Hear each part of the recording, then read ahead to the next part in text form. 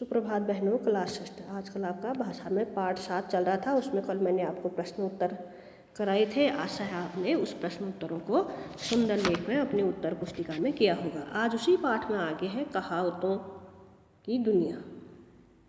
कहावतों की दुनिया। इसमें पहला प्रश्न है, अकेला चना भार नहीं फोड़ सकता, एक और एक मिलकर 11 होते हैं। तो इसका क खंड है, ऊपर लिखी कहावतों का अर्थ गीत की किन पंक्तियों से मिलता जुलता है। तो इसका उत्तर इसका ये पंक्तियाँ इस कविता से मिलती हैं। जैसे एक अकेला थक जाएगा मिलकर बोझ उठाना, एक से एक मिले तो कतरा बन जाता है दरिया, एक से एक मिले तो जर्रा बन जाता है सेहरा, एक से एक मिले तो राई बन सकती है पर्वत, एक से एक मिले तो इंसान बस में कर ले किस्मत। ठीक हो गया। अब इसका ख खंड है, क का उत्तर ये है। अब ख खंड का उत्तर है, इन दोनों कहावतों का अर्थ कहावत कोश में देखकर समझो और उनका वाक्य में प्रयोग करो। मतलब वाक्य प्रयोग है। तो जैसे पहला है, अकेला चना भार नहीं फोड़ सकता। आप लिखेंगे कि ख उतार के उसका उत्तर लिखेंगी, अकेला चना भार नहीं फोड़ सकता। इसका अर्थ है, पहले लिखेंगे आप अकेला चना भार नहीं फोड़ सकता, तो फिर कोष्ठ शुरू करके लिखेंगी अकेला सारी मुसीबतों का सामना नहीं कर सकता। ठीक हो गया। इसका वाक्य प्रयोग है, गीता ने ऑफिस का सारा काम खुद करना चाहा परंतु असफल रही। सच कहा गया कि अकेला चना भार नहीं फोड़ सकता। फिर इसका दूसरा खंड है, एक और एक मिलकर 11 होते हैं। इसको लिख के कोष्ठ में करेंगे एकता में ताकत। अर्थात एक और एक मिलकर 11 होते हैं का अर्थ है एकता में ताकत।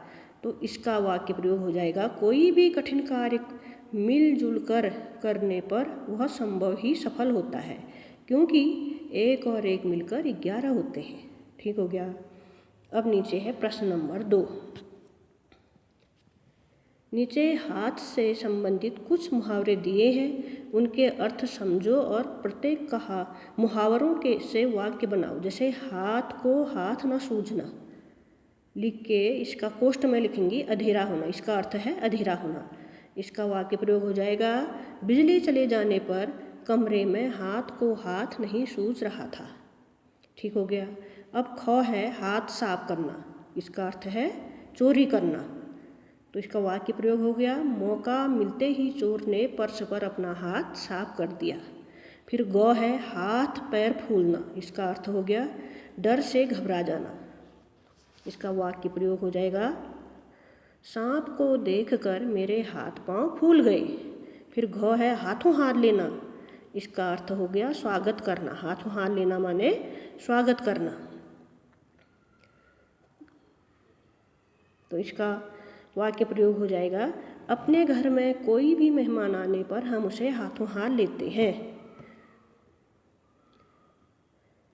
फिर है हाथ लगाना। हाथ लगाना माने अचानक हाथ लगना, लगाना नहीं, हाथ लगना माने अचानक कुछ मिल जाना। तो इसका वाक्य प्रयोग हो जाएगा, रास्ते में सीता को सोने की चेन हाथ लग गई। अब प्रश्न नंबर इसी में आगे है, भाषा की बात। भाषा की बात में है प्रश्न, हाथ और हस्त एक ही शब्द के दो रूप हैं। हाथ को हाथ भी कहते हैं और हस्त भी कहते हैं। नीचे दिए गए शब्दों में हस्त और हाथ छिपे हैं। शब्दों को पढ़कर बताओ और उनमें हाथों का उसमें क्या कार्य है। जैसे पहला शब्द है हथकड़ी। हथकड़ी, हथकड़ी का अर्थ है, तो उत्तर लिखेंगी हथकड़ी। हथकड़ी में डैश करके आप लिखेंगी हाथ की कलाई पर पहनी जाती है। हथकड़ी माने हाथ की कलाई पर पहनी जाती है। अगला शब्द है हथौड़ा। हथौड़ा में डैश करके लिखेंगे एक ऐसा लोहे का औजार जिसे हाथ से पकड़कर चलाया जाता है। फिर है हस्तशिल्प। हस्तशिल्प, फिर है हस्तशिल्प। इसमें डैश करके लिखेंगी हस्तशिल्प में शिल्पकारी का काम हाथ से ही होता है। फिर है हस्तक्षेप। हस्तक्षेप माने किसी कार्य में दखल न देना। इसमें हस्तक्षेप माने किसी भी कार्य में, इसका अर्थ है किसी कार्य में दखल देना दखल न देना नहीं है। हस्तक्षेप का अर्थ है किसी कार्य में दखल देना, इसमें हाथ का कोई कार्य नहीं है। ठीक हो गया। निहत्था, निहत्था का अर्थ है जिसके हाथ में कोई हथियार ना हो। फिर है हथकंडा, हथकंडा माने किसी भी कार्य को पूरा करने के लिए अनुचित तरीका अपनाने को कहा जाता है, इसमें भी हाथ का कोई कार्य नहीं है।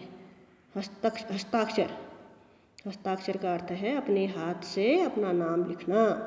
फिर है हथकरघा, इसका अर्थ है हाथों से किए जाने वाले लघु एवं घरेलू उद्योग धंधे। ठीक हो गया। अब उसी में अगला प्रश्न है नीचे, प्रश्न नंबर 2, इस गीत में पर्वत, शीश, रास्ता, इंसा जैसे शब्दों का प्रयोग हुआ, इनको का प्रयोग हुए हैं। इन शब्दों के प्रचलित रूप लिखो। ठीक हो गया। प्रश्न नंबर 2, तो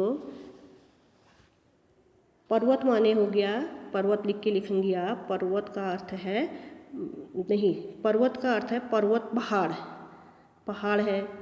रास्ता, रास्ता ही है, रास्ता है। यह दूसरा शब्द है रास्ता, रास्ता को शीश भी है, सॉरी पहला है